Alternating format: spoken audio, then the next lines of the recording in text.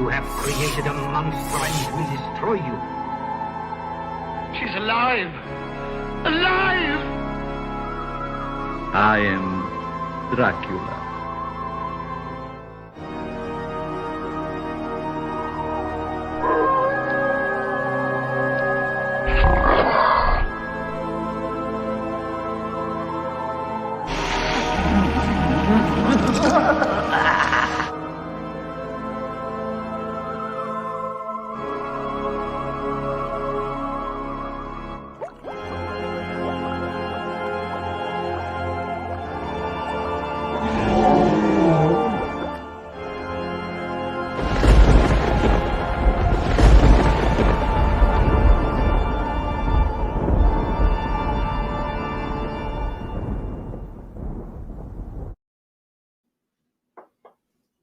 Welcome to Monster Manor. This is Scott Fenster. We've got a great show lined up for you. We're waiting for our very special guest, Michael BERRYMAN, to join the stream. He should be on shortly. While we're doing that, we can talk about some of the other stuff that's coming up on Monster Manor. Because many of you know we did our Gilibration in 2019. Gilibration was a celebration of the 65th anniversary of The Creature from the Black Lagoon. Well, we can't do it obviously live and in person, so we do have a show that we're planning for you guys. We will show you what's going on with that. But we do have guests that have been intimately involved with the series, including the Kilted Creature. If you went to Gilibration, you know that we have a great relationship with him, and he is a big fan of The Creature from the Black Lagoon. So we will be discussing things with him. We also have Daniel Roebuck, who, if you don't know who he is, Daniel Roebuck has been in just about every movie that you've seen out there, including The Fugitive, Late Shift. He is also the Dr. Shocker, and he is a huge Universal Monsters fan, a super fan. So he's going to be on the show as well. We also have John Agar's son, John Agar III. He's going to be on giving some of the memories of his father and the time that he was on the shooting of Revenge of the Creature. That's going to be a really fun show too, because he's got a lot of stories to tell. I've heard a few of them myself, and they are very, very enlightening. But without further ado, I am going to introduce a person that really needs no introduction. If you have seen One Flew Over the Cuckoo's Nest, or The Hills Have Eyes, are one of my favorites. It was a funny part in Weird Science, which I'm sure we can talk to him about that. Not to mention, Star Trek, which is where the very first time I saw this particular actor was in Star Trek IV: The Voyage Home, and he just captivated me. So without further ado, allow me to introduce Michael BERRYMAN. Hello there. Hi, Michael. How are you, sir? I'm doing very well, thank you.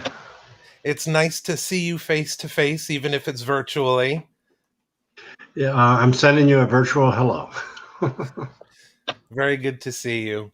And thank you for joining us. I know we're a relatively new show and a small show. We have a healthy following now. But personally, I'm a huge fan of your work. Everyone in my house is. We've seen you forever. But we wanted to talk to you specifically because you have a new book coming out, an autobiography. And I'm sure that's going to be chock full of cool things that people maybe didn't know about Michael BERRYMAN, the person, before he was even an actor. So we know that you've been acting since, what was your first role? Was it The One Flew Over the Cuckoo's Nest, or wasn't there one before that? Yes, there was one day's work, actually. It was a 2-day guarantee according to the Taft-Hartley labor law, which allowed me to be a member of the Screen Actors Guild. According to that particular legislation, you could work one day on a union project and not be a member of a union. On day 2, you must be a member of that union. I actually learned that when I was at the University of California in San Luis Obispo. I took a class on labor history, and I thought that was kind of interesting. And then I learned about the AFL-CIO, George Meany, and the reason why there were unions in the first place. Basically, it was for collective bargaining. Safety was very huge. The amount of time that someone spent on a day's work, and the protection of children, and et cetera, et cetera. So actually, my first employment was through a gentleman by the name of George Powell. George Powell, for you history buffs, was a wonderful, fine gentleman from Europe, and he was doing a movie called Doc Savage. It was based on the pulp novels, and I had left the university, and this is all in my book, how it came out of a serendipitous situation. And what I mean by that is that I never had the plan to be an actor, be in the public eye ever in my life. I was actually planning on homesteading in Alaska and being a nature photographer, and or working with a habitat preservation for the animals in that particular area. I was a part owner of a little gift shop in Venice Beach, California, my hometown of Santa Monica, just a little bit north of there. And we had a little store, and it wasn't making much money, and we actually were going out of business. And one night, across the street at a very high-end, expensive antique store called the Gallimaufry, they were our friends and neighbors in business, and they said, look, we have antiquity, we have egg urns from the Ming Dynasty, and etc., and we're having an invitation-only sale, and there'll be a lot of millionaires, actually, and wealthy people coming over this evening, and we'll have wine and cheese, etc. And it would be really very nice if you brought over some of your nice palms and plants, etc., and spruce the place up, make it look kind of homey, you know. And so we said, yeah, sure, we'll do that. So we did. And during the evening, there was Rolls Royces and Bentleys, etc., dropping people off, and these are highfalutin people, very educated, very nice. It was a lovely evening. We were having a good time. And the wife of the husband, they were both owners of the store, came over and said, I'd like to introduce you to my father, George Powell. And I wasn't quite the name rang a bell, but I wasn't quite sure, who this guy was. And sure enough, this lovely gentleman, smiling, shook my hand, and he said, "Good evening." And he said, "Oh, excuse me, are you an actor?" And I thought it kind of funny. I said, "No, man, I'm not an actor. I have a degree in art history from the university, but I'm not an actor." And he says, "Well, you have a different look. You have the look that," and he put his hands up, made the frame. He says, "Well, you have the look of a character that I would like to have in my movie, Doc Savage." And my mind kind of went into overdrive, and I'm going, "God, that sounds familiar." And I go, "Oh yeah, those little pulp novels. Yeah, I read some of those. That was kind of fun." But something else was spinning in my head, and it was his name. And by the time I realized who he was, he said, "Well, I would like to put you in my movie." And I said, I've enough exposure, looking different, etc., and all of the history. A lot of my fans understand the history of how I had my first haircut, etc. Anyway, I said, how may I help you? And he says, well, I'm doing a movie called Doc Savage, The Man of Bronze. And then I said, well, excuse me. And I want to preface it with this. We all decided to dress up and have fun. So the idea was that if somebody bought something, that they would give them one of our plants. You know, look, we were a little shop. We weren't making much money. We were a bunch of hippy dippies, good arty farty people. Matter of fact, I think we smoked a doobie and had some wine before we went over there. Anyway, I was actually living in the shop. It was an old beach house at the time, and I was pretty much homeless. This is all in my book. It's very interesting. You will buy it when it comes out. I have a website called michaelberryman.com, and I'll keep you all up to date. We're just about done with that. So back to the story. I said, George, you produced The War of the Worlds and The Journey to the Center of the Earth and The Time Machine. And then he puts his hand on my shoulder and he taps my shoulder and he goes, it's all good. And he handed me a business card. It was from Warner Brothers Studios. And sure enough, it said George Powell, producer. And I said, well, I'm kind of overwhelmed. What do you want me to do? And he says, I'll give you a 2-day guarantee under the Taft-Hartley law, and I will make sure that you have a union card from the Screen Actors Guild, and I'll pay you $750. And if you ever have a career out of this, let the world know that I, George Powell, discovered Michael Berryman. You know, it goes back to the old story of people, you know, being discovered at an ice cream parlor, at the pharmacy in Beverly Hills, et cetera, or at the beach and that kind of stuff. So that's how the story actually happened. And it was a delightful one day to work with Ron Ely. And we filmed at the Harold Lloyd Estate, which is also very historical.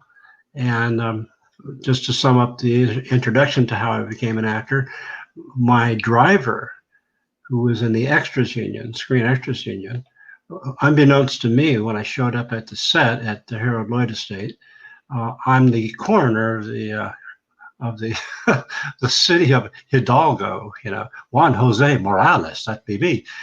And we're in this old Cadillac town car, and we're supposed to drive up this driveway and stop on the mark, and be in frame, and then get out and bring the autopsy report to Doc Savage. Well, these old vehicles, if you've ever been on a set, they don't always function very well because they're old, and you know they have to make repairs to make sure they keep working. And the clutch kept slipping. So the transportation people, which are wonderful, tell my driver, okay, the clutch is slipping. we just put five pounds of sugar and slip the clutch to get it all sticky. So it's probably good for 2 passes. So you better hit the mark.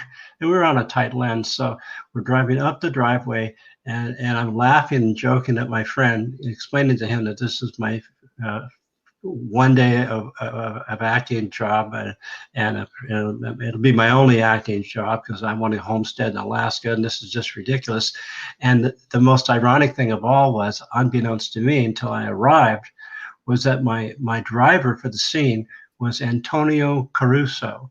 Now, his father was an actor, and he had a mole on his cheek, a very Italian fellow, very good friend of my family, Tony Caruso, and he was in Star Trek when Kirk and the rest of the crew get the signal from the old television series of our gangster movies, and it was the one where he goes, they capture the captain and everybody, and the mafia lords, they want what the Star Trek boys have, and he's the one that says, I want one of those fancy heaters you have there, Kirk. Well, that was my friend's father, and Antonio, the son, the driver of this car, didn't get the call until like about 9 o'clock the night before. So here he arrives, and unbeknownst to him and me, we hadn't seen each other in 15 years. Mhm. And so it was a lovely day, a family reunion, and we're driving along, and he misses the mark on the first go, and he's a nervous wreck. And then we had to have the transport guys back the car all the way back to point one, and then on the second go around, we nailed it, and then we went on to finish the scene. It was a wonderful day, but I thought it would be my only day as an actor. Wow. So what changed that? Because I mean, the rest of your career tells the rest of the story that you actually wound up acting for decades. So what was that? Was that the impetus? I mean, did you have that much fun, or was it? How did that happen? You'll have to read the book. No, I'll share with you and your listeners a great follow-up question. I actually was going to take the money that from George's project and laminate my Screen Actors Guild card and put it in a little frame and put it on the wall of my office. And I was going to take that money and I put it into my four-wheel drive truck and bought a PTO winch. If you're not a motorhead, oh well, I'll just tell you what it is. If you get stuck in the woods, you can get unstuck with a winch. And yes, I was ready to homestead in Alaska. I had the paperwork to get that done. And a few weeks went by, and I received a phone call. And as a matter of fact, I'm at page 151 right now in my book at 48,000 words. And in my book on chapter 28, I explain and answer that specific question. I could say go to my website and wait about a month or so, and you'll find out what that is. But I'll give you a treat. Here's what happened. There was a casting director for George Powell, for Doc Savage.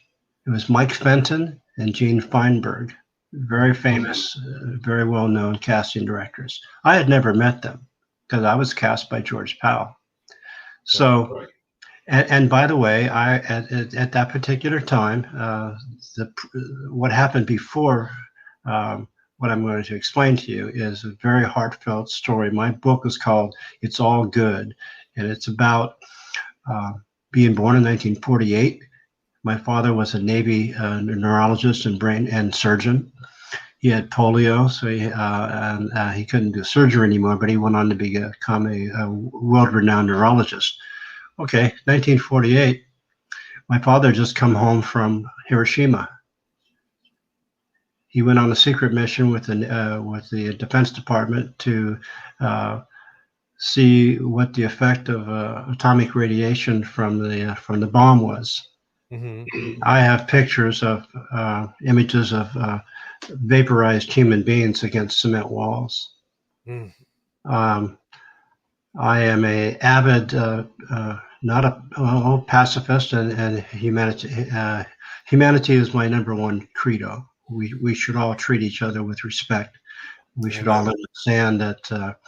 My father used to ask me specific questions. For instance, he would say that I see someone on the street, and he'd say, "What do you think's wrong with them?" And he would diagnose them. He would say things that were very philosophical. For instance, he would say, "I've done many autopsies. I've never found the soul. Where do you think it is?" He would pose these queries to me. He was a very very fine gentleman, as my mother and grandmother. So those are all the prefatory stories that lead up to at the very end of the book. Is how I got to where your query took us. So Mike Fenton and Gene Feinberg happened. I didn't even have 8x10s. I didn't even have an agent.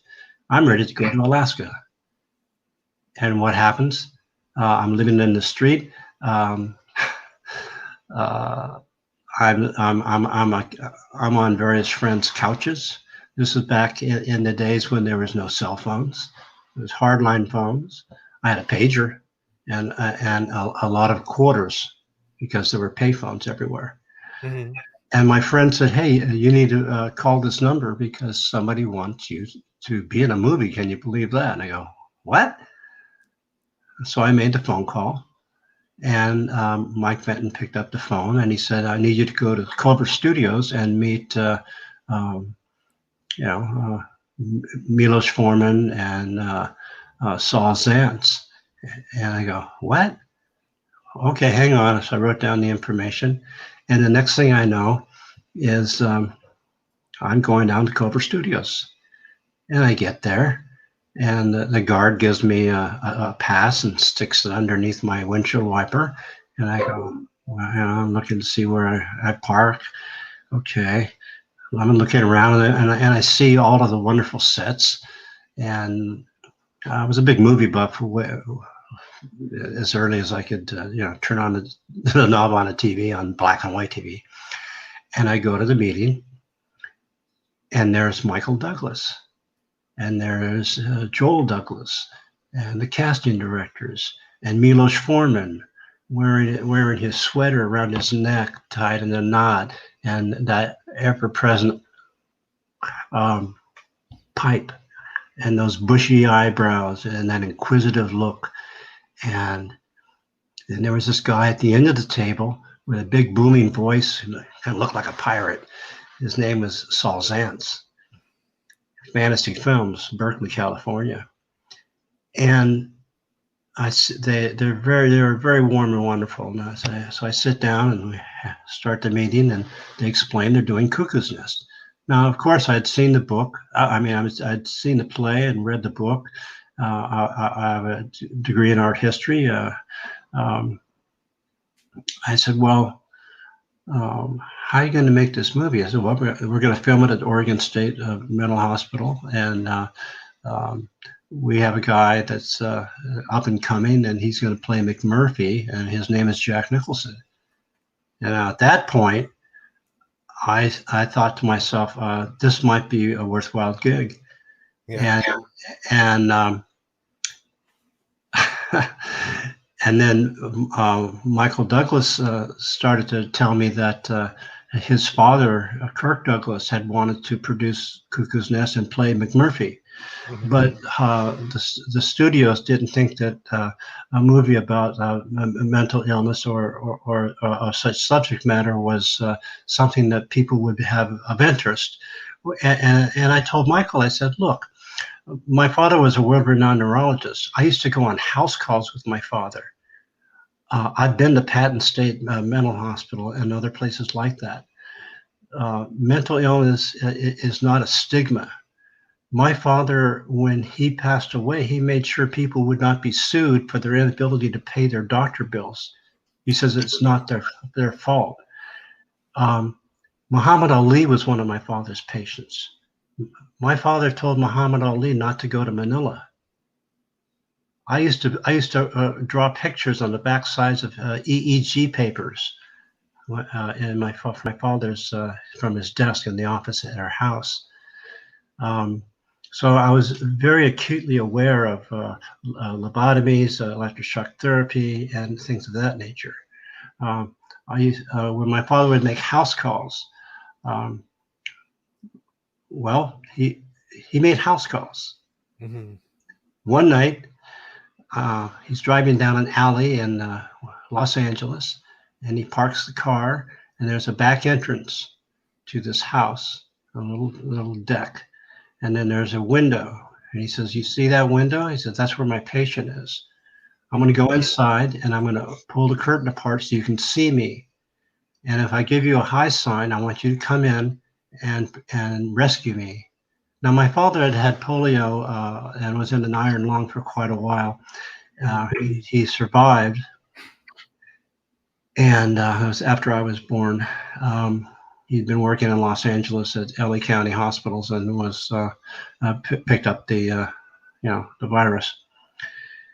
and it burned up all of his pectoralis muscles and most of his muscles halfway up his arms, so he couldn't do surgery anymore. And he continued on in neurology and uh, his specialty, echoencephalogram, and he could find the midline of a brain and tell you if there was a tumor growing, things of that nature. He was very astute.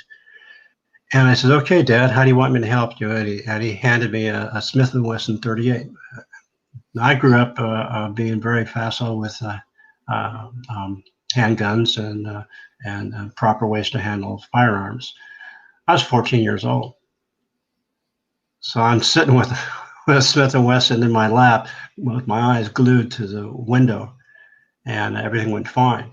The reason he had me do that was because he carried a little black bag. He was a real doctor. He had stuff that a junkie would kill for, liquid injectables, Hyoscine, morphine, Demerol, etc. So he was a real down-to-earth kind of guy. And I know I get wordy on my responses, but it's enriching, so dig it. Okay, so that being said, I told Michael Douglas and Saul Zaentz, I said, I've been to these places, and the story that you're telling me about in Cuckoo's Nest is about humanity and the importance of us understanding that therefore by the grace of God go I. Yes. You could be brilliant today, slip in that bar of soap in the shower tonight, and be not brilliant, and have the rest of your days of your life be not subservient to, but to be embraced with the hopefully dignity and humanity of how you're going to be treated. Okay. Now, there was a guy by the name of Ronald Reagan, and Ronald Reagan closed down a lot of those hospitals that I went to as a child to see my father take care of those people. Ronald Reagan made that happen to where these facilities were shut down. He didn't want the state of California paying for the upkeep and care of these people. And a lot of those people didn't have the money or finances or the ability to care for themselves. So you know what? They became our homeless. Okay, there's a wake-up call, folks. So what happened? He caused the death and suffering of a lot of innocent people that were preyed upon by thugs and goons. So again, the whole story about Cuckoo's Nest is about humanity and the importance of understanding that we're all God's children. Yeah. So I said, I'm on board with this. And then I'll sum it up with this. They said, well, we'll see you in Oregon. We'll send you, your script and your plane ticket, etc. I made $750 for a 70-hour work week. And I'll tell you in my book how much Jack Nicholson was making per day when he walked off the set when Sid Lassick was I want my cigarettes, Nurse Ratched, and he was trying to upstage Jack Nicholson, and it was amazing. This is after about 10 weeks into production, and Jack walks off the set because his Sidney just couldn't take a hint. And he looks over his shoulder, Nicholson does, and he goes, it's just another day, another 10 grand. Right, Sid. Oh. And there was some, Sid went down the hallway and got a talking to. And then I heard something really funny was, I could hear the second AD had to tell the caterer that we're having an early lunch, and you don't, I'm sorry, but you don't piss off people that have knives. Right. So that's how that happened. It's long story, winded, a lot of words, but if you don't have the backstory, it's just a short, terse answer. And I think I heard your lead in, and I want to say I appreciate the meat on the bone that you have on your podcast. It makes it very. It's almost like being on AMC. Yes. Well, we try to me, because I've been involved with the love of movies for so long, anytime I meet, and I've met you before at shows, but I've never really gotten a chance to speak to you because I've always been doing makeup demos or, working a table or something like that. So this is an extreme treat.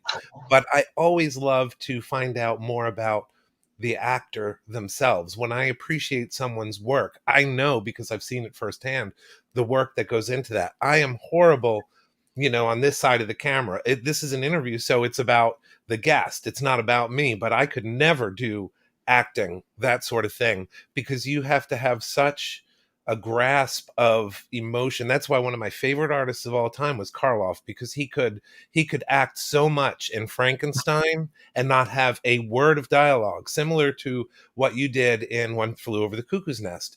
You didn't have a word of dialogue, I don't think. Was it ever filmed and then cut, or did you never have a word of dialogue in that? I never had a word of dialogue. The importance of the character of Ellis was the fact that he was a misbehaving, strong-willed human being, and he did not appreciate Nurse Ratched, the institutionalization, and what would the word be? When you put something in a cage, basically the institutionalization of humanity and how you're supposed to care for people. I mean, there's many subplots in the story, and it's all about the human spirit. So, no, but the importance of the Ellis character is that he was given a lobotomy as a punishment, because he was a rabble rouser. When things weren't going right, he would speak up. Now, when we got to Salem, Oregon, we had 2 weeks of orientation where on a 6-day work week, every day we had to spend at least 1 hour on a different area of the institution, including the geriatric ward, which is your seniors. And we would have to spend at least 1 hour every day with real patients, and of course the orderlies would be beside us. Dr. Dean Brooks in the movie, that is Dr. Dean Brooks. He was the real guy that ran that institution. Now, because of the birth defects that I had from my father being exposed to Hiroshima, which is what caused my premature birth, I had a fused craniectomy. That's why they cut open all the way across my skull, and at Children's Hospital, and it was fused, so there's no soft spot. My brain would grow, my skull would not, and I'd be dead. And on the cover of my book will be me as a little kid with my curly hair before my first haircut and only haircut. So being keenly aware of institutions and medical, my family goes back 4 generations from doctors and nurses. So, and I said I had studied to be a veterinarian, but the ends of my fingers are my knuckles, and long story short, I couldn't be a vet. As a matter of fact, today I want to do a shout out to my good buddy Kiki, our 20-year-old black and white cat. We had to euthanize her today. It's just ironic that it all comes together as life does. So I'm sorry. It was a good death. There is such a thing. She went sweet, painlessly in our laps, and we just buried her a couple hours ago. So Ellis. The one moment in the movie, One Flew Over the Cuckoo's Nest, when it was my only close-up, and yes, I had no lines, but the importance of the character, it even has a name, and why was he in there, was to reveal the potential fate of McMurphy. Okay, so when they have the vote to watch the World Series, they come around to everybody, Nurse Ratched, Louise Fletcher, who is a real sweetheart, and we're very, very good friends. Now, Louise Fletcher had not done a lot of acting for quite some time because she was taking care of her parents, and they were mute. And when she came back into the film industry to do Cuckoo's Nest, she told me one night we were having dinner, and she said, this is such a strong role. I hope people don't hate me. And I hope I don't get typecast as a bitch, a mean person, horrible person. But as actors, we do the dance that we do. We Exactly. portray human frailty and human emotion and strengths and weaknesses, and what appears to be on the surface isn't always the complete the totality of the person. So that's what acting is about. Now, you said that you couldn't be an actor. I disagree. I think you do just fine. The main thing is to believe, know your story, know your lines, hit your mark, learn about camera. I learned a lot about the camera. I didn't know anything about it until I asked Milos one day. I said, what do I need to know? We were using carbon arc lighting, which are carbon rods that give wonderful diffusion. The French bought all of them, pretty much. They went to a different technology with the HMI lights and what have you. And you had to make sure you had enough rod to burn while you're doing the distance in seconds and time for a take. Because if you don't have the long enough rod and the burn time, you get toward when it's very, very important. I'm going to tell you something, and then it flickers and cut, and you have to redo it. So they would say something like, okay, striking the arc, and they'd start the arc, and these are outdoor lights. And boy, they really kind of burn your eyes. Well, the humanity that took place between in Cuckoo's Nest, thanks to Saul Zaentz, Milos Forman, Michael and Joel Douglas, the producers that made it happen. They balls to the walls, and God bless them for getting this film made. Kirk Douglas could not even get it made. So that tells you something. Wow. And they did it.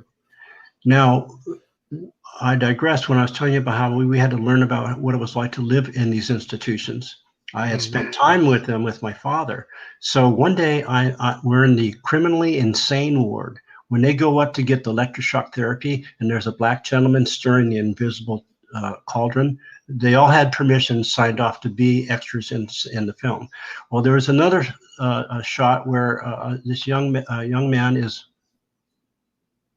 looking through the window of the door to his room. He's going to spend his entire life. It's my stupid phone.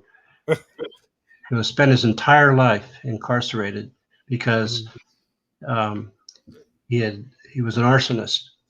He burned a church, and people died. So on the course of one day, they said, okay, we're going to go to the criminally insane ward, and we're going to spend an hour with a patient. Spend an hour and spend time with patients.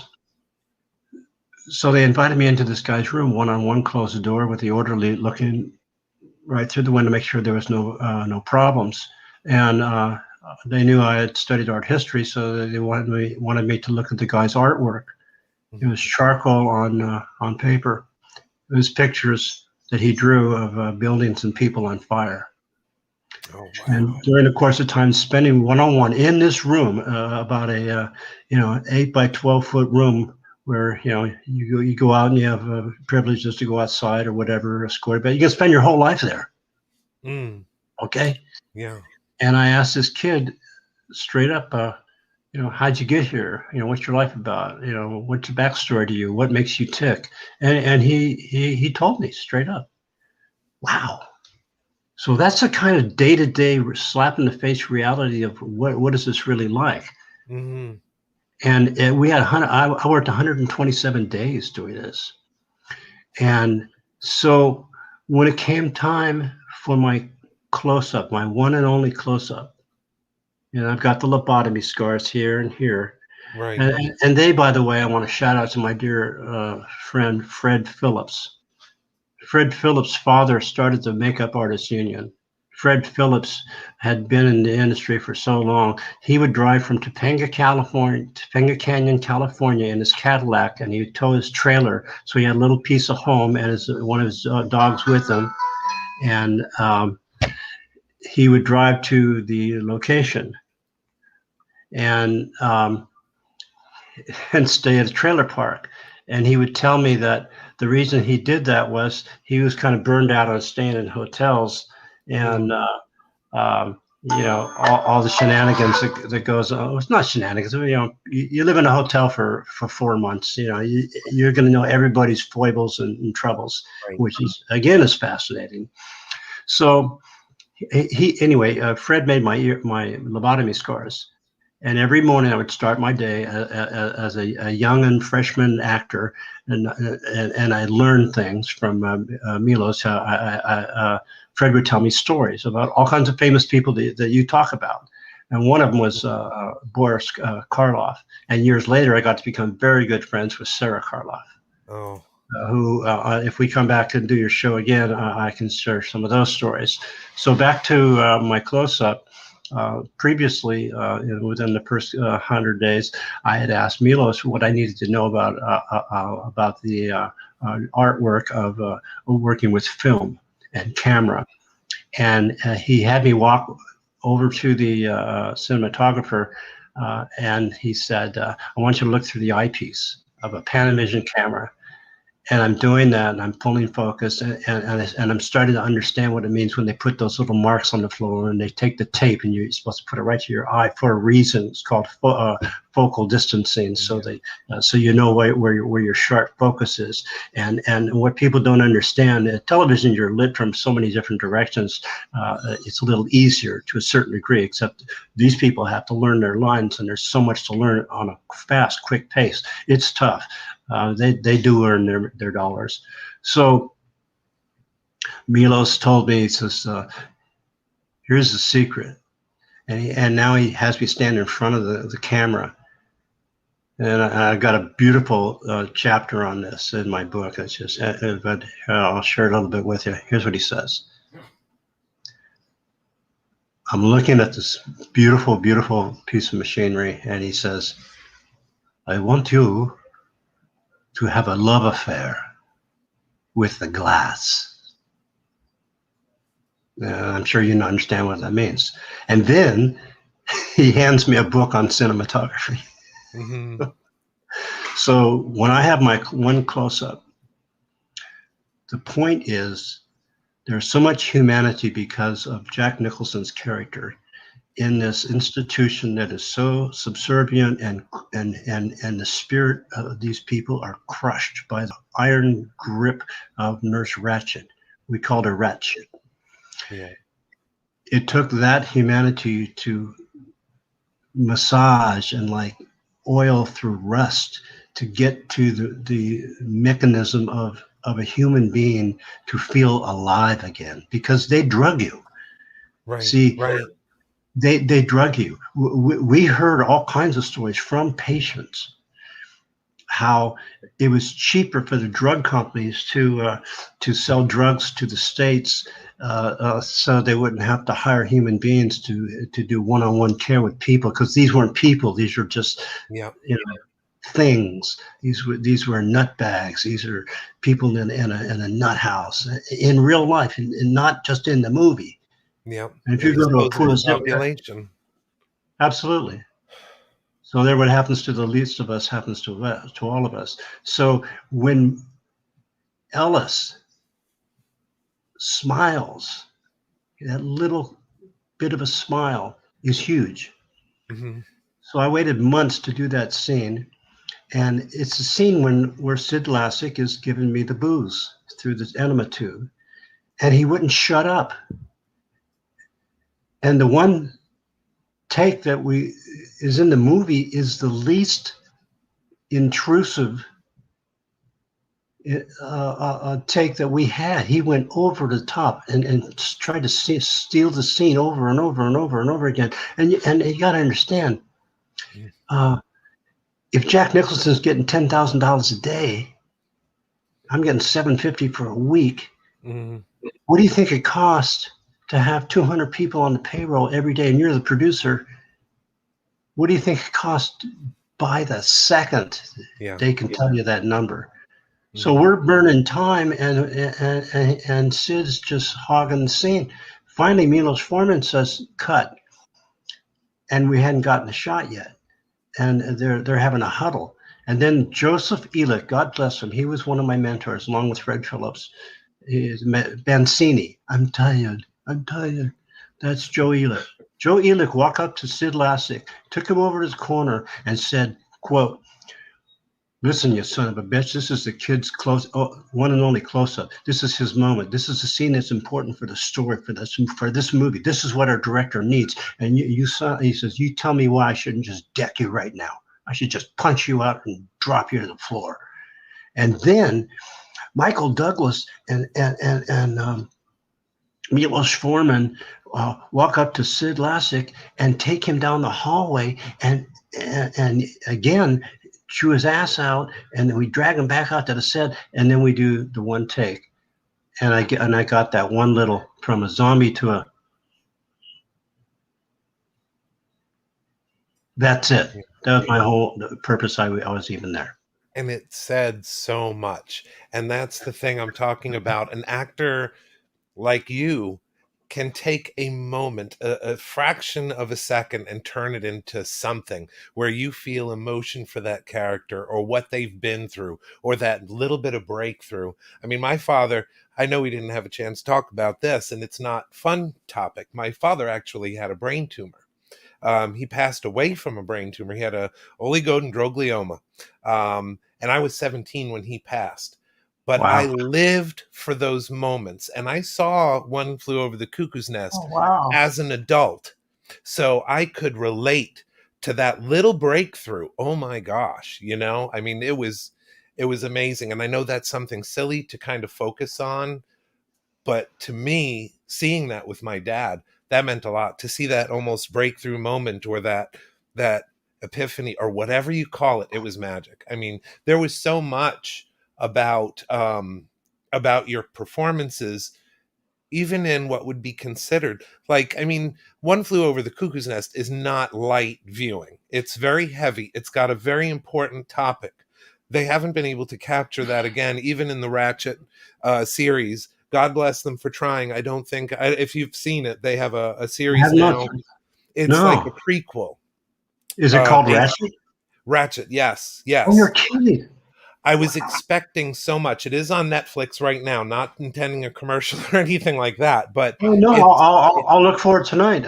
We have Netflix. It's very interesting. Thank you for sharing. I was hoping for a lot more out of it, but it was very interesting to see. I would definitely recommend checking it out, especially with your history with it. But you know, I have to ask, because you go from a film like that that's deep and culturally poignant on so many levels, very timely on so many levels, and then you have Pluto, which a lot of people recognize you as Pluto, and that character, again, none of these characters are throwaway characters. They all have such, you almost want to know what the backstory is to the character.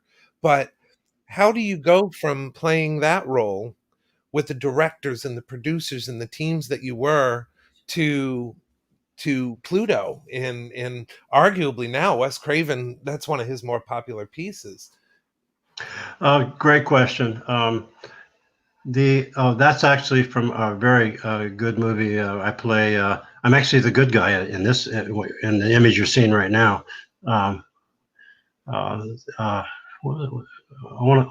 trying to remember. That wasn't Brutal. No. The image you just showed, that was. I think we got Gunner. I play Gunner. I'm actually trying to protect a young child in that one. Well, to answer your question, quite honestly, there's Pluto from Hills 2. That's from the Hills 2. We had a bigger budget then. That poor kid wanted me to actually kick him in the head because he didn't know how to take a hit in a shot. That'll be in my second book. What you have to do is, number one, know your lines, know how to work with your camera, and get the shot, get the framing right. And I can't. And just as an aside, if you're an actor, please articulate, and please, if something's really, really important, don't go, "I did this happen. What? Don't do that." I had lived in the high desert for quite a few years.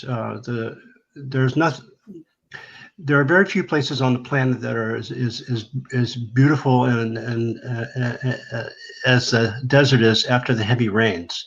Most Mm. people say a desert sand, there's nothing there. Well, in the spring, when it's in bloom, there's nothing quite like it. It is absolutely amazing. I'd Yeah. spent a lot of time in that particular zip code, and so I knew how to make it happen, so to speak. So the survival skills that Pluto had were primal. Right. So and the sense of humor that Wes Craven and Peter Locke, Peter's still with us. I keep in touch with Peter. Matter of fact, Peter Locke played Mercury with the bonnet of the feathers. Hey Pluto, I know what you're Right. doing. Next time, I'll eat the toast. You think everybody laugh? And then he gets pushed off the rock. That was our executive producer. I had no idea who Wes Craven was at the time. Right. That was new. He was new he for that. explained he explained about the McBean family, and so the main thread of the theme in Hills Have Eyes was there's action and there's rough and tumble behavior. The Phyllis and Wes was a very brilliant man, very brilliant man. He understood psychology and sociology very, very strong. So the point was of the Hills Have Eyes is that you have two families. Yeah, we called them the white bread family, which was kind of really fun, and then we had the Hills family. And I'm still very, very, very good friends with Susan Lanier Bramlett. We talk on a daily basis, just about. She was just so sweet. When I had the scene where I'm supposed to attack her and disrespect her, she said, "Hey, look, when they pull the curtain back on the first take,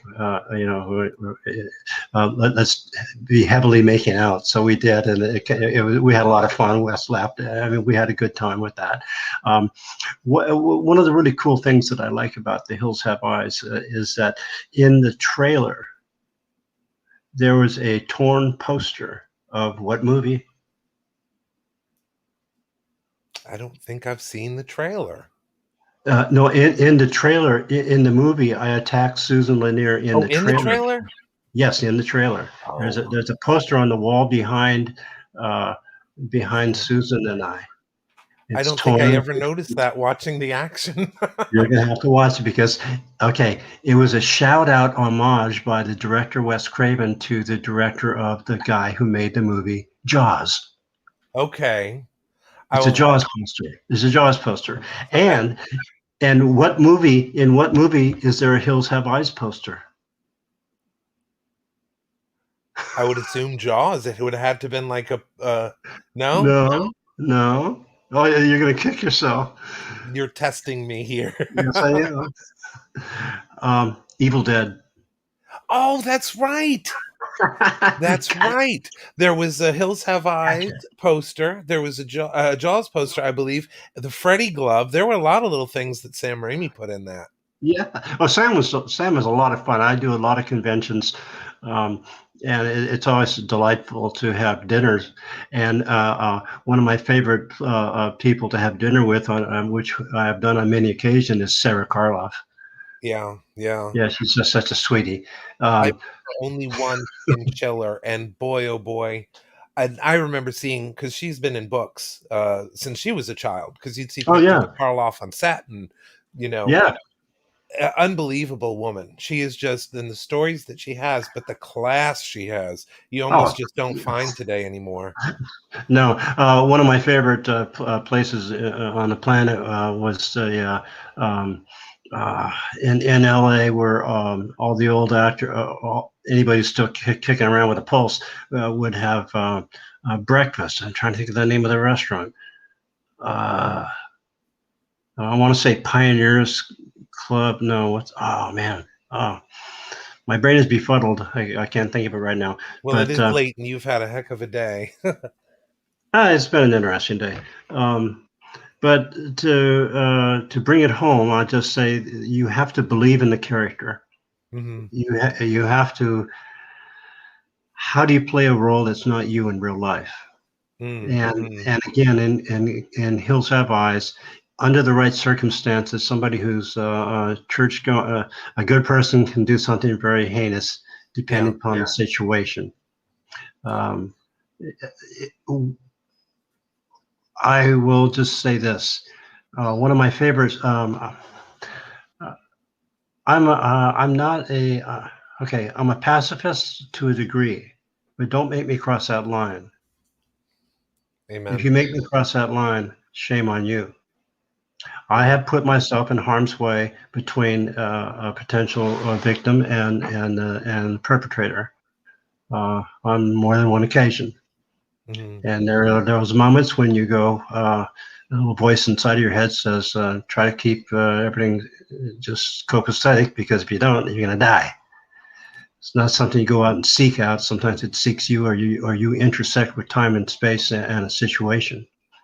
That being said, when you're asked to play the role of the aggressor, because I was on the last Morton Downey Jr. show, and that was one of the main questions. One of the women on the panel thought that people that portrayed stuff like I've never really hardly killed anybody in a movie, Mm, actually, or portray heinous behavior. I actually walked off a set because, I actually told the producer and director one night in Wisconsin on a particular movie, they wanted me to do a scene in a particular manner. And I said, no, we're not going to do it that way. And I took out my cassette recorder that I recorded off a phone conversation when we were discussing the script. And it was even in my contract writer how we were going to do the scene. mhm. They wanted me to do it in a different manner. I said, no, we're not going to do it that way. We can do it in the following manner that I described. So it's implied violence as opposed to graphic violence. Right. Which is And they lost had, nowadays. which is way stronger, So there, I actually left with a cash check. Went for me out the next morning. They hired somebody else, and the movie's crap. I won't even mention what it is. But Mm, you have to have your ethics. You also have to have the ability to be honest in the scene. Now, there's a scene in Hills Have Eyes where Wes wanted, and I have the binoculars, and we're getting ready to attack the family. And Wes said, in this scene, he says, I want you to take your knife and in a threatening manner go, scrape it across a boulder, and then off you go. I says, I know what you're looking for visually, Wes, but Pluto's knife would be deadly razor sharp at any given moment. It could split a hair, and to swipe it across a rock would dull it. He wouldn't do that. And right. we actually had an argument about that. And he says, "Oh, okay, then we'll do something else." And I was a butcher. I was a meat cutter in college. But Yeah. Yeah. the point reads to the fact that you have to believe the character. Now I've worked with all kinds of famous people, Eric Roberts. I mean, you name it, and some people.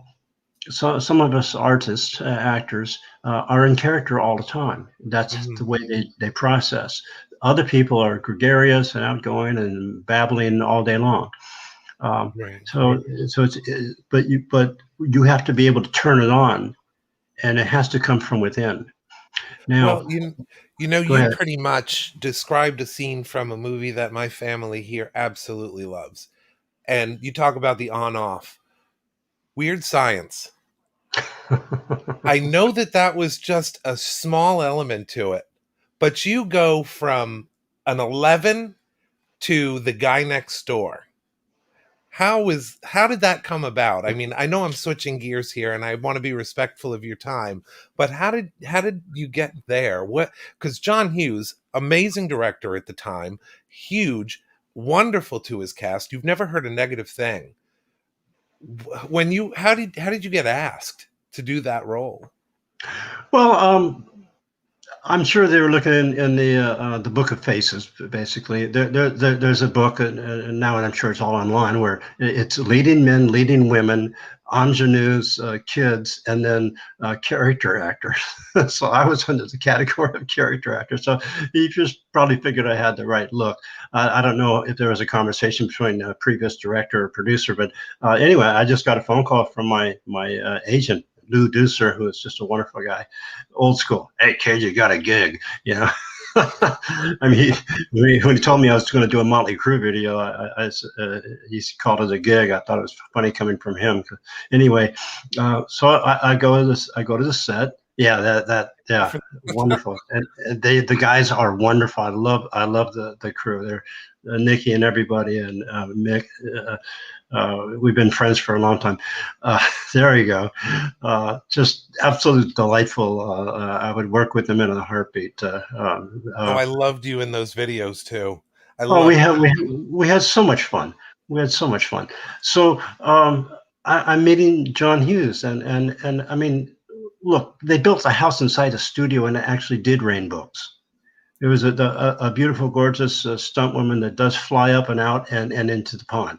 I got to meet a gentleman who I think is just exquisitely charming and talented, and well, Michael Anthony Hall, he's a producer now. He looks really good, and he filled out. He's all, he's all that, and he's got a suit. But Robert Downey Jr. I knew would just be a skyrocketing talent, and I do want to do a shout out to one of our lost brothers that's passed on, and that was. You think they're happy being catatonic in the closet? It's so disrespectful. Yeah, but they're not Yeah, aging anymore. Chit, it's Chet. yeah, Yeah. I remember talking to him and saying, "Hey, you're my favorite whiner." He goes, yes, what do you mean those teeth? And I go, well, aliens. yeah, Game over, man. True Lies. yes. Yeah. Oh, True Lies. Yeah, we watched it just the other day. It's one of my wife and I our favorite movies. But yeah, Oh, what's that actor's name? Bill Paxton. That's right, good old Bill. And it was funny because I always would give any of my actor friends a goof when he was haircut.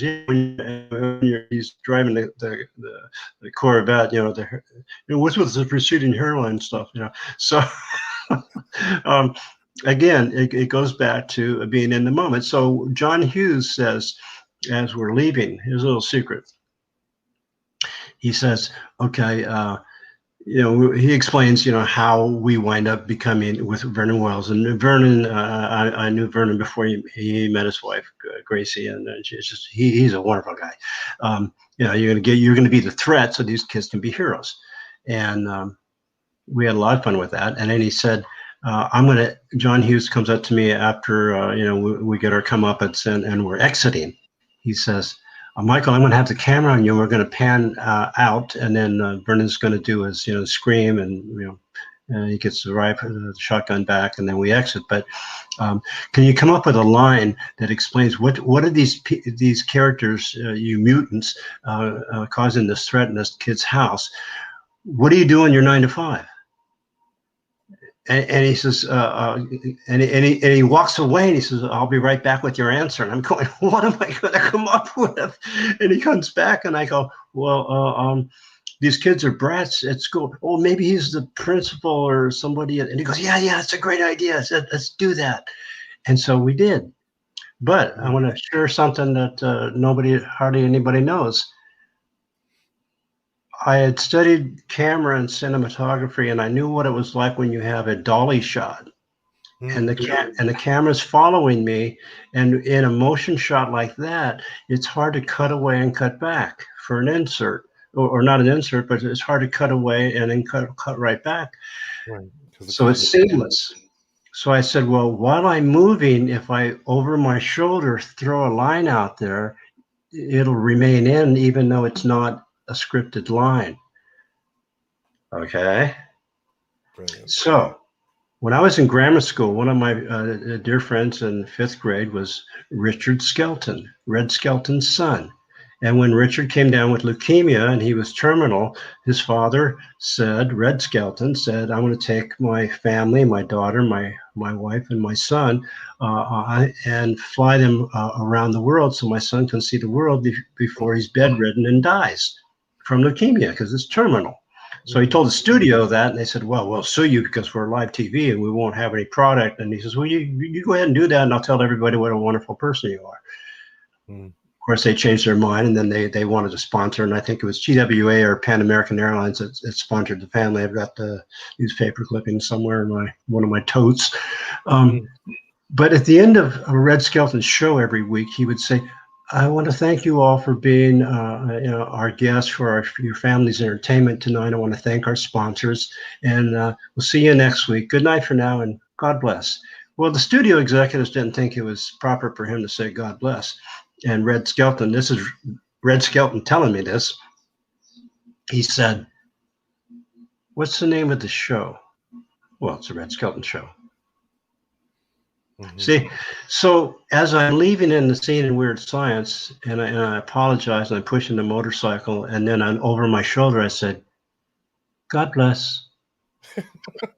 That was a shout out to my friend Red Skelton. Oh, beautiful. And John Hughes got it. Oh, of course he did, because he's a lover of nostalgia and film and television cinema.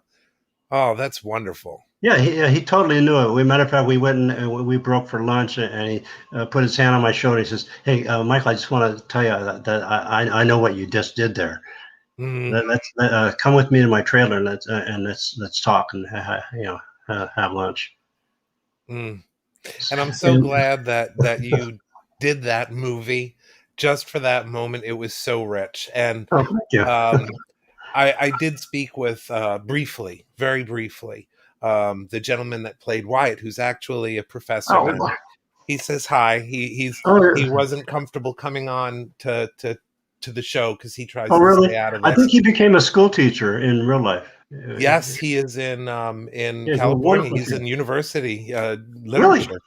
So he is like, fascinating. and you talk about filling out this guy. Oh my gosh, he's you see him and he's an adult, and you think of him as being just squeaky voice little Wyatt, but look him up, because I'll tell you, you see all the stuff that he does, and he still has that nerd in him because he does D&D and paints miniatures, but he is a legitimate, like, in the world of the scholars. So but I would love to get him on. I doubt he would ever come on the show, but he did say hi, and I'll see if I can't reach out to him. Maybe I could. I'll try to convince him to do so, because I had no idea, what your show would be like. As a matter of fact, I was taking a nap, and then I got your text, and I go, "Oh, I got to go do this." Okay, yeah. and well, it's the show. The way that I describe it is, I want it to be a love letter to all the people who really contributed to horror. Across the board, from the classics all the way to I usually cut it off around 80s, 90s, because after that it gets a little bit too much into the blood and gore. Not exclusively, but I think a lot of productions, they do tend to lean a little bit too much on that and less on the cerebral. I always loved cerebral movies more.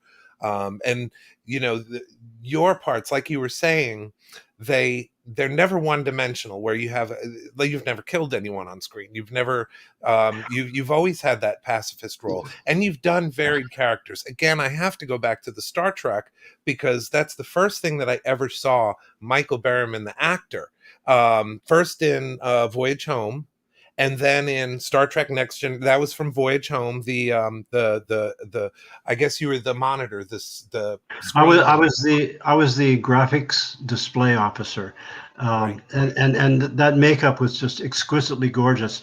And I got to do a shout out to how well they tailor your outfits. I mean, they fine tune it. I had many breakfasts with Majel Barrett over the years, and she would, tell me stories about Star Trek and in the early days, and how the studio wouldn't give Gene a very good budget and things of that nature. But what I liked about science fiction, I had an aunt who was a nurse, and she gave me books to read as a young child. I loved science fiction, and I loved adventure. My grandfather was a painter. His father was a court painter for the king and queen of Sweden. He mixed his paints with he would mix the pigments and make his paints. He painted cars with a brush. And in my book, I tell the lovely story about how him being a quote dumb Swede. We're talking prejudice here, and I know what prejudice is about. If you look different, or if you have different pigmentation, there are many reasons. Or if you walk with a gimp or whatever, have a stutter. I understand what all of that is all about. And I've been involved throughout my life with children's organizations, the Navajo, Aho to my brothers in Tuba City, what it's like in different parts of the world and how people are misunderstood. You know, again, it goes right back to the humanity issue. Well, I digressed and lost my train of thought. What was I talking about? Oh, we were talking about Star Trek and That's right. See, you're still sharp at this old age. I'm 72 and I'm messing with you. I was in a situation where I was protecting a family and kids. I can't say too much more because there might be one particular perp that's still around. Long story short, be careful what you wish for, you might get it. As a kid, I loved sci-fi and what have you, and what is it? The hero gets the gal. I always thought that was kind of cool if that would ever happen, and it actually happened. But there's a lot more that goes along with it. So Right. back to Star Trek. I thought it'd be really cool if I could pick the kids up from school and not have them on the bus if I was still wearing my Star Trek makeup. So in Next Generation, where I play Captain Ricks, and I had that split all the way up I look like an alien. Yes. And the skin tone is kind of mottled gray with little dabs of blue. Now that look, okay, imagine that look in a car driving down the Interstate 14 north of Los Angeles into the high desert, and you look exactly like that. And in order to get to the school on time, so the kids are not put on the bus, you have to break the speed limit to get to the school. And in order to do that, I had a Pontiac that really kicked it. So you went warp speed. Yes, sir. I'm doing 90 miles an hour, and up ahead, I see a deputy sheriff. And I slow down to match his speed, and I'm passing him, and he gives me the dirtiest look, and he looks at me, and here's what I do. I am late. I'm pointing to my watch for my ship. I'm pointing to this. I'm trying to do this backwards. So I'm trying to explain to him that I'm an alien and I'm late to rendezvous with my spaceship. And I'm looking at him and I'm going, man, I wonder what my bail's going to be. Hoping you have enough. Oh God, at 75 miles an hour, he closed his eyes, gives me the dirtiest look, turns away, and just waves me on like, just get the F out of here. And I go, oh, cool. He's either going to radio ahead, have me thrown in jail, or I'm good to go. Well, I was good to go. So I hit 100 miles an hour and just there's nobody on the road. I was being safe, and they had telephones in the school. So I had called the school and I talked to the kids and I said, I'm coming to pick you up. I'll be in the classroom and I'm wearing my makeup from Star Trek. And that's exactly what I did. And the kids loved it, took them home, and their mom, she thought that was really sweet. So I asked my girlfriend, their mother, I said, okay, we should go shopping now and have fun. So you had fun with, you were one of the cool dads. Yeah. So I was a stepdad. So we went to Safeway and I'm dressed like that. And I'm looking like this alien and people are, what the heck? And the kids are going, oh yeah, he was exposed to radiation as a child. I mean, they went with it. They had a blast. So that's awesome. It's fun. That's what we do. Yes. And I must admit, the people that I surround myself with, I do a lot of makeup, so they get the glory, and I love it because, like I said, I'm not really comfortable in front of the camera. So I live vicariously through my father-in-law who models for my makeup, and he's the real Walking Ted, or my cousin who is certain characters. And But I what see if, that but what if you were done with some prosthetic makeup? Then you'd be somebody else, and it'd be that okay. that I think I could maybe do, because then you don't have to be yourself. You can cut loose. Yeah. But yeah, I always loves to see the reaction of those that, like, one time, my father-in-law, we went into, we were doing a show, so I had to do a makeup demo. So he is from head to toe zombie demo, and we go into a Wawa, and he goes over and he finds a Snickers bar, and there's a picture somewhere on my photos of him with a hangry Snickers bar or something like that he's got in his hand. But yeah, he does that a lot. And my I, cousin now is how fun is that? oh yeah, yeah. And I just stand off to the back and watch the craziness. No, no, see, it's not crazy. I'm going to share something from my sweet grandmother Sophie, uh, my nana, and she would say, "It's good to be childlike. Don't be childish. You'll get a whooping." Oh, amen. I kind of live by that. And 2020 and 2021 so far hasn't been the easiest, but It's been tough. I have kind of made it my mantra to keep my inner Willy Wonka, to keep my inner Peter Pan, to be, that whimsical. It's hard. It's hard nowadays because we're beat up with reality. That's where the adulting comes in. But you're exactly right. I think if you can remain childlike and have that faith and that openness and that belief that people can be good. I don't think it's that we ignore that people can be bad. It's that we have to, we cultivate what we focus on. So I have to believe that there are more of the good people than the bad. Well, there really is, and what you just struck upon is quite poignant, and that is, as we mature and become adults, we also want to be protectors. It's part of our tribal DNA, and that's a good thing. But it's important. I worked with so many school districts working with anti-bullying issues and drug and alcohol. When I did drug and alcohol programs for fifth and sixth graders, my sponsors were the chief of police for Dade County, Florida, Richard Kroom, God bless him, who was the chief of police when he had to book Jim Morrison for indecent exposure, which was BS, Mhm. and another friend who used to work in the shadowy underbelly of CIA, etc. But he was one of the good ones, a good guy.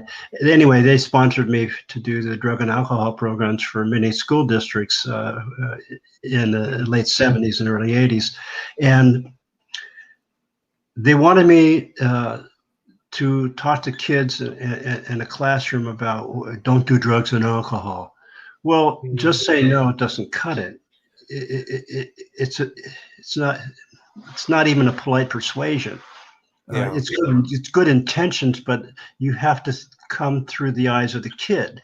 So what I would do, and they would always tell the parents, who there would be parents volunteering, and the teachers and principals, and they would always tell them to just wait, don't throw him out of the classroom yet. He's going somewhere with this.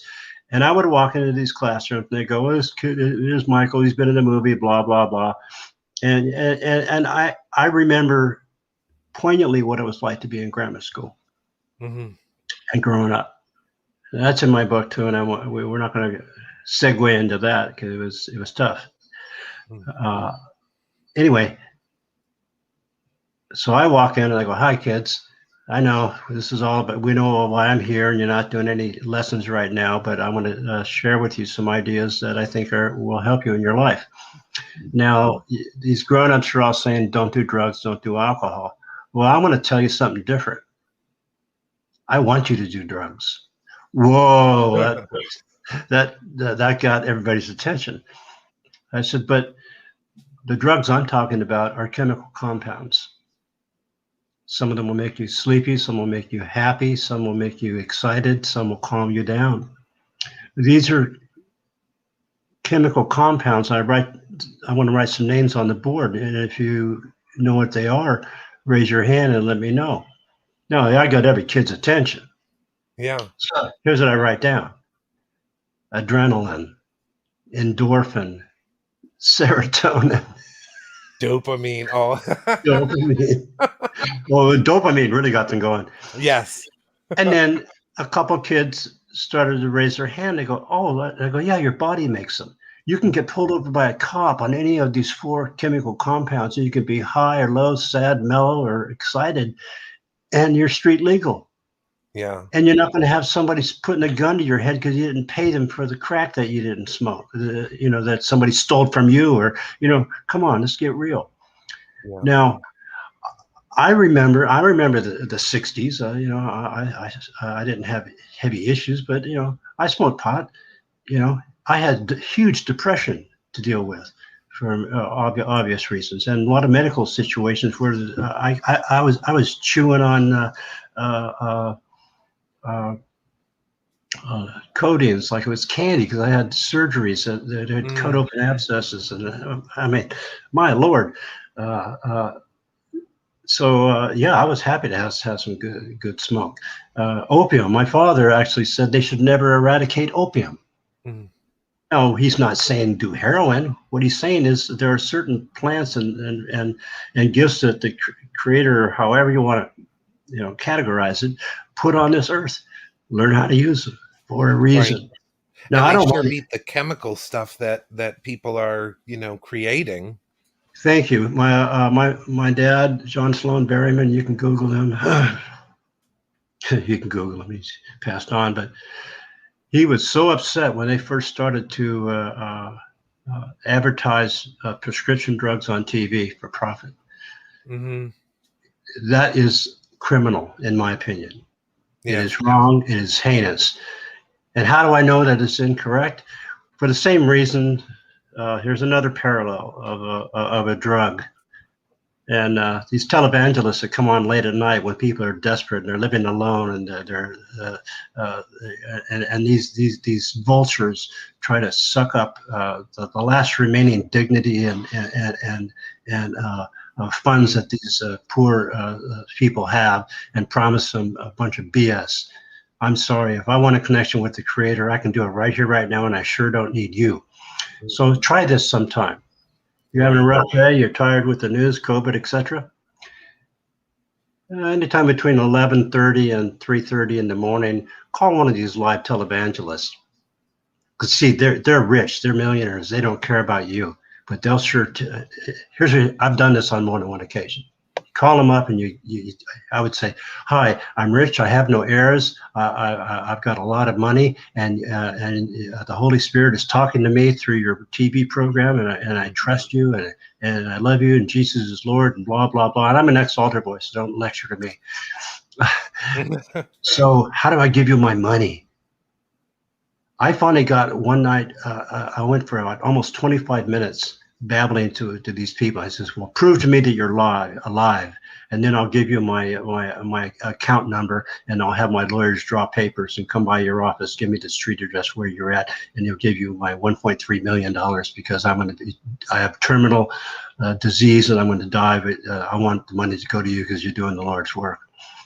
And they were going to go for it, Mhm. totally go for it. So I said, "I want to see somebody live walk on stage and whisper in that guy's ear who's wearing the green jacket." And they did that. And they come back on and they go, "Okay, what's your number? We want your money." And I said, "It's 7734.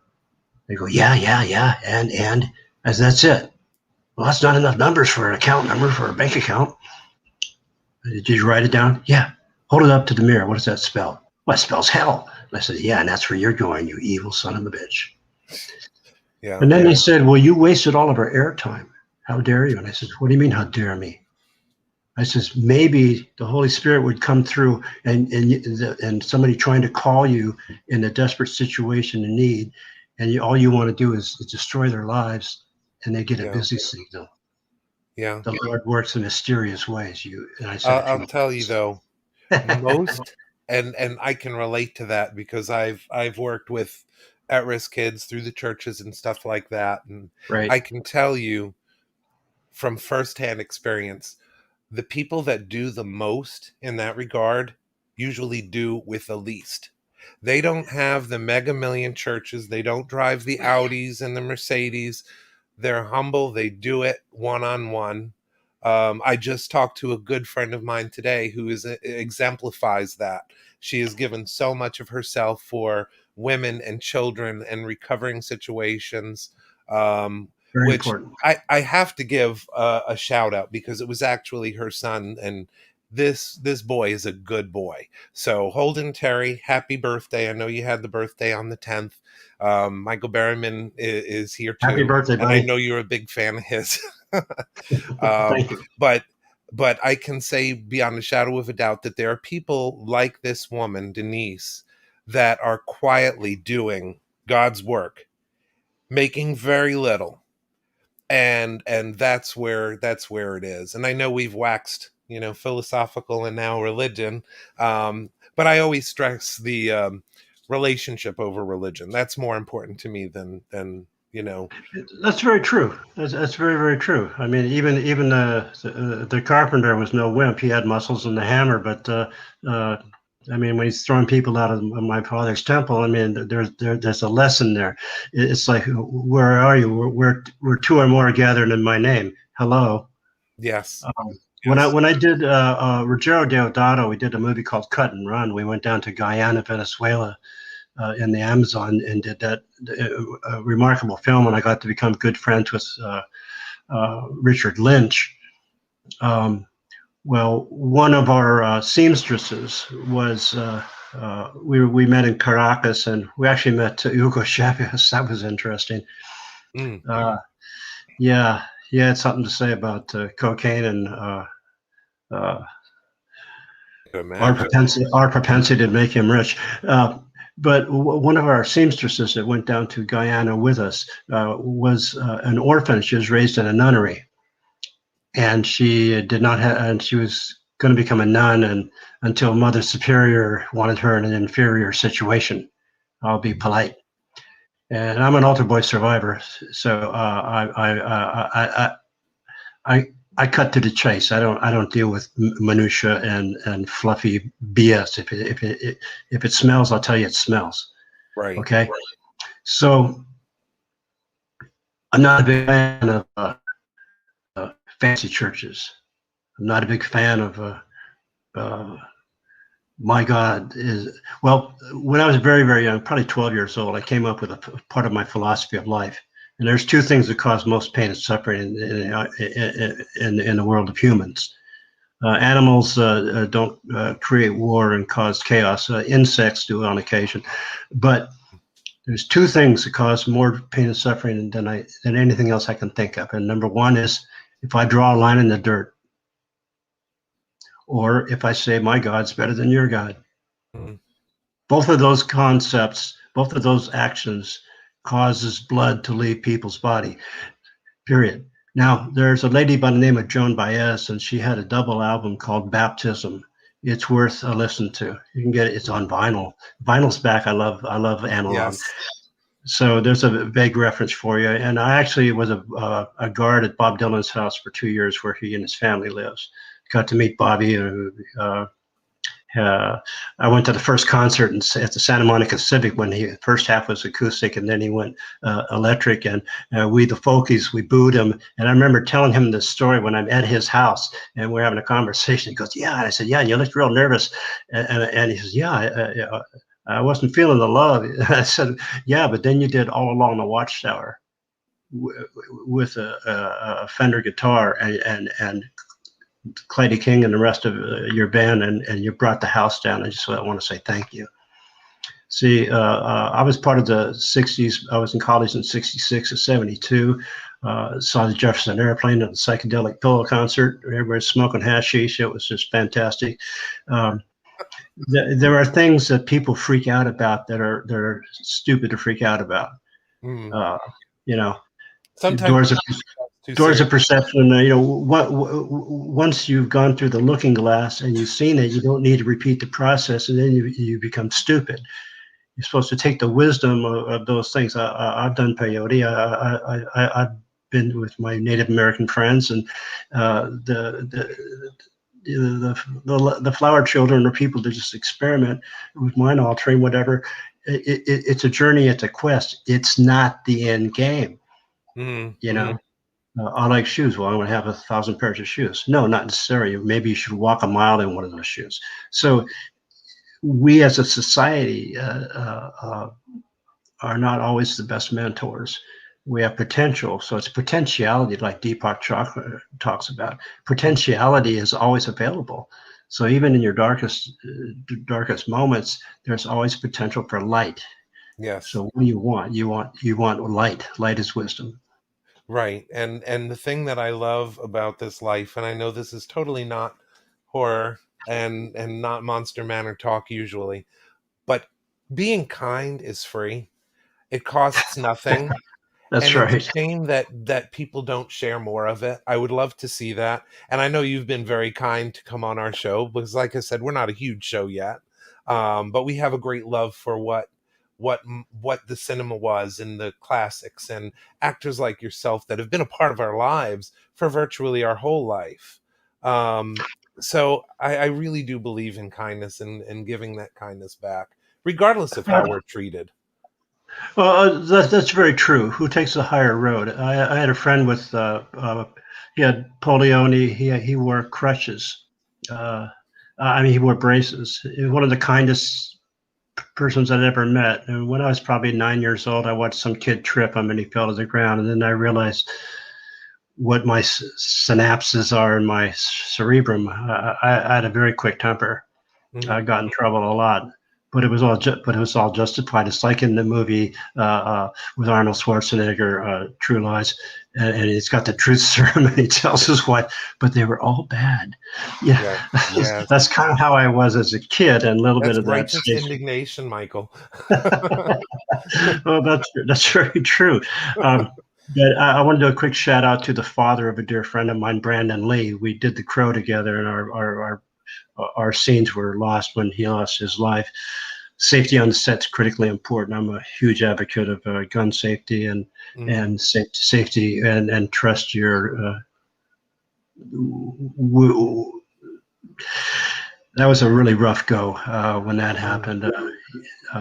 A union busting attitude does not bode well in my realm. But there's a wonderful scene when I was explaining to Brandon Lee. He invited me into his motorhome, and we were discussing about the importance of the Skull Cowboy and Eric Draven. And I want to do a shout out to my dear friend. We love her, Rochelle Davis, who played Sarah in the film. She's deserves a lot of love. Well, there's a scene in the Bruce Lee movie when it's Lau's time, when he goes to do the secret mission and goes to Han's tournament, and he's explaining to the British Secret Service agent, just a moment, I want to teach this kid a lesson, and he goes, kick me, and he goes, well, how does that feel? And the kid goes, let me think, and I'm telling this to Brandon Lee, Bruce Lee's son. And Brandon's face is just smiles and is illuminated. I did a pretty good job with it. And I go, where Bruce Lee says, it's like pointing your finger to the moon. Don't focus on your finger or you will miss out on all of that celestial glory. And then he says, and this is the point, emotional content. So I used to practice looking in the mirror. If you're an actor and you're hearing me or watching this episode, practice studying your face in the mirror with not moving or saying any words. And just feel emotions from happy, sad, and excited and different things. And it'll read on your face. So when it comes time for my close-up, Mr. DeMille, what lens are you on? I prefer an 85 prime. Capture everything. Yeah, 85 primes are beautiful. Yes. Oh, wow. Well, I just realized a few moments ago. I've been watching you do that. We have gone so over, and I'm so sorry because I I'm wanted having to. fun. Are you? Oh, well. Oh, I'm enjoying every bit of this. Oh, wonderful. Well, I can't wait because I know we talked about it one time before on the phone and through our mutual friend, who I have to give a shout out to, Tammy Kane, for kind of introducing us on this. Yes, So thank you, Tammy. very much thank Tammy for that. because I've always been a fan of yours. Like I said, from Star Trek on, um, I can't tell you what it means to meet you and to know and hear the stories that Tammy has told, and see that you're the genuine article, that you are one of those guys that you say what you mean and you mean what you say. Um, Howard is another mutual friend, Howard Navorska, um, and he has said so many nice things about you. And I hope that the viewing people out there that are watching Monster Manor know what a guy this is. Michael Berryman is much more than just a character. He is an icon, but he's a wonderful person, and that's why I'm glad you have this book coming out, because I can't wait to I'm read more it. than just a pretty face. Yeah, Well, it's to me as it's an artist, though, I love your face. I love your face, the character in it, and every crease and wrinkle. I mean, it's a beautiful face. Not to sound like I'm a fanboy or anything like that, but as an artist, there is very much, there's a lot of qualities to that, and I'm like the figure that we were working on. I'm I like, was quite impressed actually.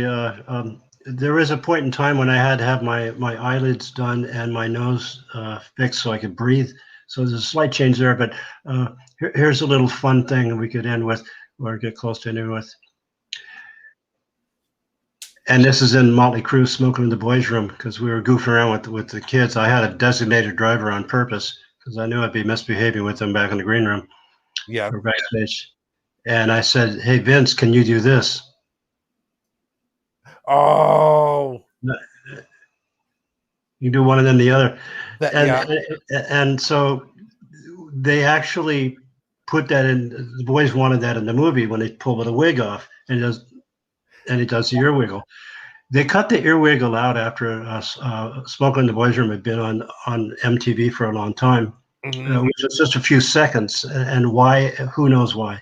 To squeeze some time in for a commercial. I don't know. right, I actually had to do a voiceover for some TV show, and the guy doing the ADR session gave me a worksheet that had a comment on it to reinstate the ear wiggle for that video 4 seconds. He got paid to put the ear wiggle back in because they cut it out, and people called up and phoned MTV and complained so much that they had to hire somebody to to edit the ear wiggle and put it back in the video so it'd be on demand with the ear wiggle. People were not happy that the ear wiggle had been removed. So oh you never wow, know where your talents may lie. yeah. Well, when you're talking with producers or people associated, they will take every little thing that you give and it goes into the hopper, and eventually it comes out, or we hope it does sometimes. But I remember that was a good scene at the end. Just Very, goofing very cool. around. Yeah. Yeah. Well, Well, I got to tell you, it's been a very full, challenging day today, and I want to do a shout out to our kitty Kiki. And I was actually napping, and then I got the text. And I said, "Oh, I got to go do this Zoom time." And I hope this guy's what he said. I hope it's all a good experience. And I just want to say thank you for helping me. Have a wonderful crescendo for today. You're very astute. You're straight up. You're a good human, and thank you very much. It's been wonderful. oh, I have to thank you. And if you want, I know you've had a full day. If you want to catch it in playback, we're going to go on to our little Boris segment here. So that's a good send off for you. I do appreciate your time, and I owe you a paisano. So once all this blows over, we want to take you out to Paisanos and actually enjoy some face to face once I everything. know Paisanos. Yeah, that would be delightful. Yeah, that would be delightful. Well, you know how to reach me. Keep in touch, and everybody, stay safe and take care of one another. Thank you very much, Michael. And if you need anything, you know who to call. We're here for you. Okay, bud. Thank you so much. All right, Scott. Peace out. So that was Michael Berryman. We're very thrilled that he was on our show. Now we're going to probably catch something from Boris because he's a little bit, salty that way. You locked the door! Well, with good reason. Boris had to pick the lock in the room next to the door. You locked them out, you bastard! Well, Okay. I'm sorry, Michael. Michael was a little bit more important, Boris. At least you can let them watch from the inside. Well, without further ado, and before he puts the stranglehold on me, let's introduce Boris for his segment.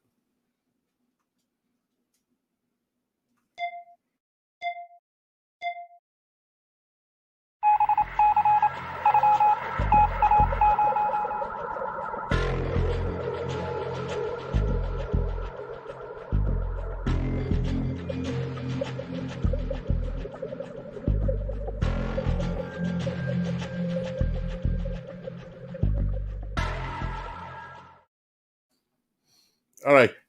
How does Boris follow that? How does he follow that? It's gonna be hard. That's 90 minutes of pure gold.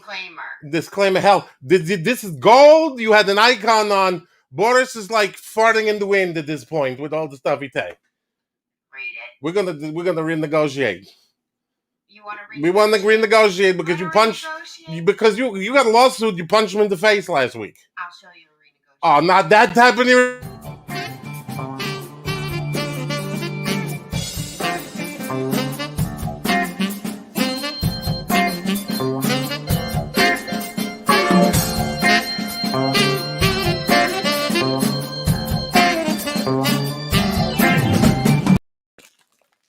Well, he's at the other side. Thank you. Thank you for punching the other side to fate, make it even. This is broccoli? You want to read it? Yeah, season's choice. This is the season's choice. All right. It was laminated. Disclaimer. Everything, you know, if you've been here since show one, you know, everything come out of Boris' mouth. Boris' fault. You blame Boris, sue Boris. Don't sue the fence to maker, Fred and Lidl, the obnoxious little producer lady going to punch and throw a shoe at you. The little fence to makers ain't got no money. And, you know, blame Boris. He's on the Slasher app, you know, just write them hate mail. He going to forget it anyway. So what was Boris supposed to do today? Because he watched that touching thing with you and then he forgot everything. Oh, the fight. The fight. Last week we had the Dracula lose to the Wolfman. And this week we got the more puppets. We're gonna reach down and get the puppets. We got 2 puppets. Fence to make him put coffee on the puppet. We got this week is the Invisible Man versus Mr. Hyde. Look like the Penguin, but this is Mr. Hyde. So we're gonna win in the fist fight between the Invisible Man and Mr. Hyde. It's gonna be easy. Invisible Man said, "Look that way." Hyde go, "What?" Look that way. He take all his clothes off and disappear. So now Invisible Man just run around the room, go in the corner and hide, and then hide with his little top hat. And, you know, he's like, well, now what? So he walk around the room, kicking at nothing. You know, he's swiping at nothing. And then he's laughing. So he go over like Marco Polo, and he run over there in the Polo, nothing. So it's about 2 days before. Boris. Yes. Is that my Quinn sculpt? Yeah, he took the Dracula from last week, take the cape off, pull the head off, and put the Quinn on, and then take from the Penguin that you had in the do not open container and put the little top hat to make Mr. Hyde. I realized that was a prototype. Well, prototype is now active. Oh. You look nice in the Mr. Hyde with the pole. Okay, we'll take this up later, Boris. Put it under it. So about 2 days him wandering around the room and now smelling the leavings of you know, the Invisible Man because he can't poop, but the poop is invisible. He say, forget this, and he go, oh, I got snuff. So he reach into the pocket and throw the snuff. And here's the Invisible Man, just snuff on there. He was like, hey, and then they choke him. Now he's gonna choke him, and because he got no real powers, he's just invisible. Maybe a little strong, but I mean, Hyde is stronger, and he's like a beast, and he's gonna, and you choke him to death, and he died. But now the snuff come off, and Hyde forget where the body is. He trip up and break his neck. Now in come, because he hear the thing in the noise in the room. In come Nosferatu, kind of like, you know, the hell. So he make the thing with his mouth, and all of a sudden, because he's speaking the subtitles come up. What in the Max Shrek going on in here? And he see the dead Hyde on the floor, and he see nobody. And he's like, what the heck? And then somebody said, oh, Nosferatu beat Mr. Hyde in the battle, so Nosferatu go do the the three-way championship next week with Frankenstein and the Wolfman. And then he say something else on the bottom. It's like, but I didn't do nothing. They're like, well, tough crap, you got to go. Tough titties, you go. And they're like, and he's like, yeah. So next week, or 2 weeks actually, you got Dracula. No, not Dracula. Sorry, just Boris like just saying Dracula. Frankenstein, the Wolfman, and Nosferatu in the three-way fight to see who in the fist fight. So that's good. Oh my! So that is an interesting. And I'm sorry about your face. They get dislocated retina here. So there's a clear fluid supposed to come out the Boris' nose. No. I need a hospital. We'll check it. We've got some Telesis. We'll work it out. That's nice. Just rub some dirt on it. Well, before you pass out, could you tell everyone about the coloring contest that we're doing here in the Manor? That's real. Yes. Yes. You for crapping, that's real. You're famous. Yes. Not for you're famous. Where were you? Oh, here you put it. Okay, this color Boris. We should make him. Really? You couldn't take like 20 pounds off Boris, you bastard? All right, this is a coloring game. It's Boris. You could digital color it, color with the crayon. If you're a Marine, don't need the crayon. Pencils, dirt, whatever. Just color Boris. And there's send it to Scott Fence to make a sculpture studio on the Monster Manor. Was it midnight, Thursday, something? Is it Thursday of next week? They'll post it. On the Monster Manor page. He posted on the Monster Manor page. Don't tell Boris, but he tell the Monster Manor page. So color Boris. Please be kind. The email.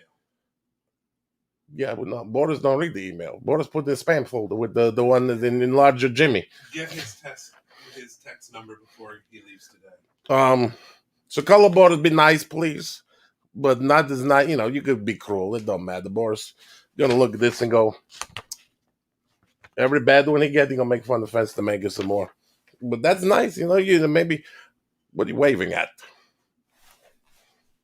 Look, he's waving behind the camera. Missed the big shot. Tell Michael BERRYMAN, you went to warp speed. Really?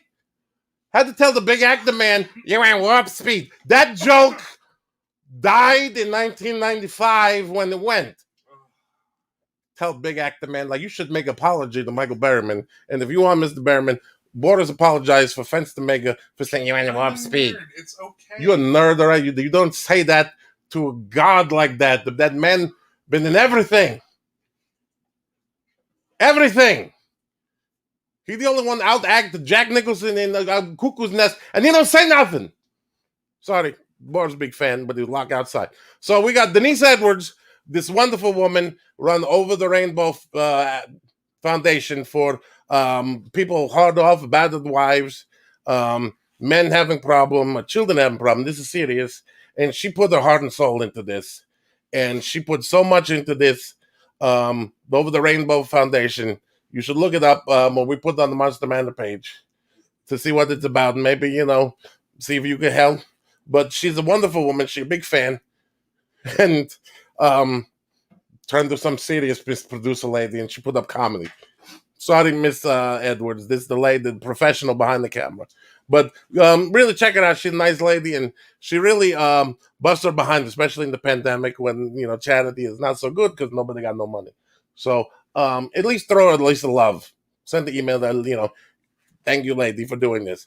What is legally Murray's House of Shovels. He has to say Murray's House of Shovels. Murray's House of Shovels, we can dig it. If you like the palette of Boris, you use the Pache airbrush, because not everybody look like Boris. You need help. Oh, you got the sign. Here come the sign in. Pache.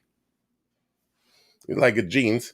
And no, we're not going to Tammy's game. Tammy introduced Michael BERRYMAN, the Dingleberry over here. And what he get? He get 25 cents. Talk about Yam Hut on 441 near the cowboy boot. How about tossing Boris some love and getting Michael BERRYMAN, here's your phone number, something like that? No. So Tammy Yammy, we're going to go to your Yam Hut and we're going to spit on it.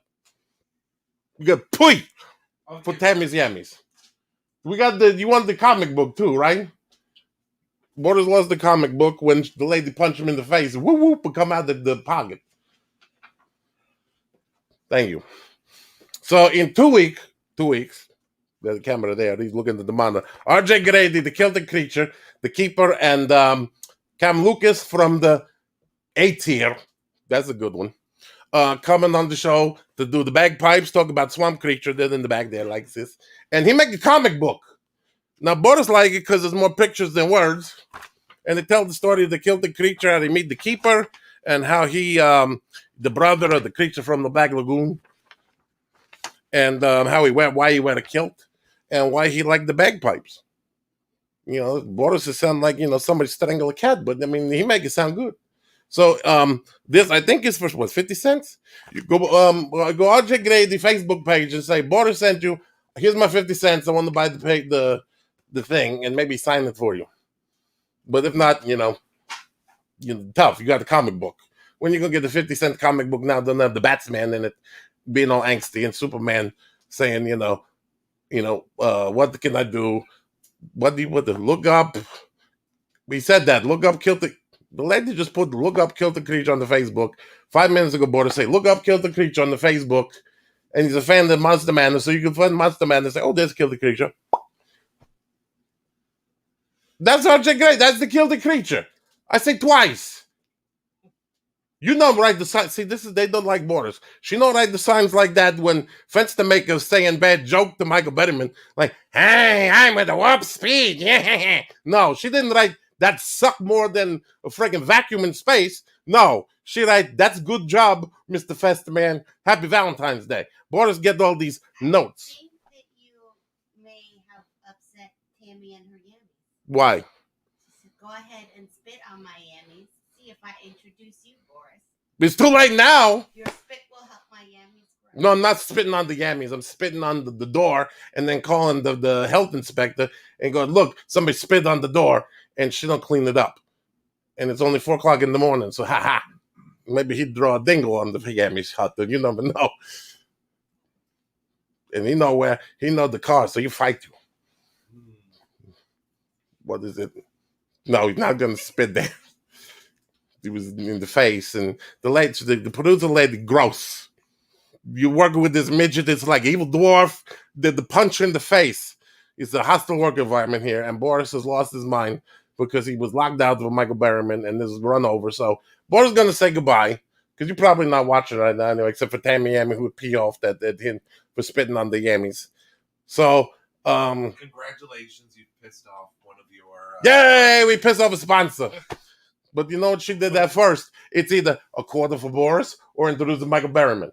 What Boris get? 25 cents. Thank you. Really? Not even a half autograph picture where he scribbled M. But anyway, Boris got to sign off because you're probably not watching anyway. You're probably like, what's on the TV? I got to go pee. Or, hey, Netflix got that Ratchet we're going to check out. Or, I'm going to watch Ice Pirates on Amazon Prime. So, if the nice little lady over there done giving notes, she could roll the credits. Remember, sponsored by Pasha Airbrush, RJ Grady, the Celtic Creature on Facebook, coming on the 27th. And then we're going to post something about the guy coming on March 6th, Daniel Roebuck. And yeah, I saw that.